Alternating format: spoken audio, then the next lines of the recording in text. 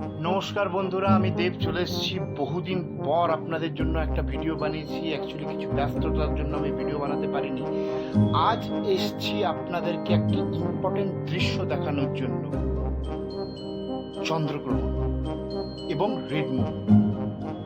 বহু বছর পর এটা আমরা দেখতে পাবো।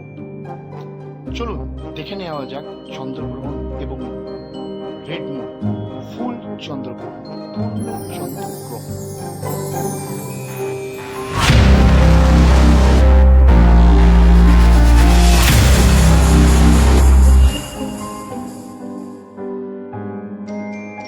চন্দ্রগ্রহণ শুরু হয়েছে, আমি আপনাদের দেখালাম চন্দ্রগ্রহণ শুরু হওয়ার প্রারম্ভিক মুহূর্ত। কিছুক্ষণের মধ্যেই পুরো চন্দ্র একেবারে লাল টকটকে হয়ে যাবে, রেড মুন। সেটিও দেখাবো আপনাদেরকে।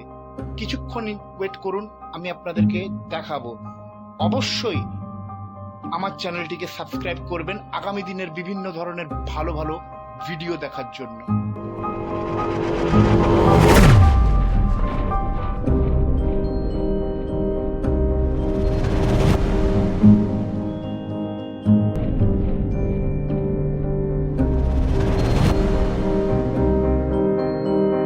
চন্দ্রগ্রহণ হয় এটা আমরা সকলেই জানি, তবু একটু আমি ছোট্ট মতন বলবো। প্রথমে সূর্য, তারপর মিডিলে পৃথিবী এবং তার জাস্ট পরে চন্দ্র, ঠিক এক সমান্তরাল রেখায় চলে এলেই চন্দ্রগ্রহণ হয়, এটা আমরা সকলেই জানি।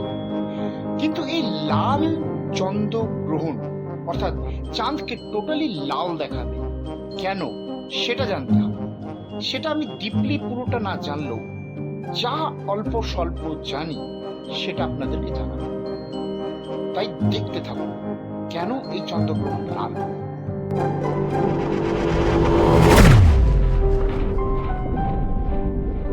অ্যাকচুয়ালি কি হয় না, আমাদের পৃথিবীর ওপরে বিভিন্ন স্তরে বিভিন্ন ধরনের গ্যাস আছে এবং সেগুলোর মধ্যে বিভিন্ন ধরনের ধূলিকণা রয়েছে।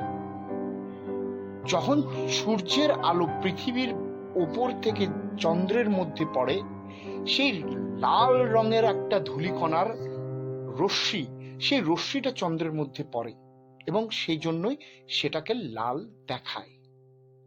আমি ভুল হতে পারি, কিন্তু যতদূর আমার জানা এটি হচ্ছে মূল কারণ। দেখতে থাকুন চন্দ্রগ্রহণ।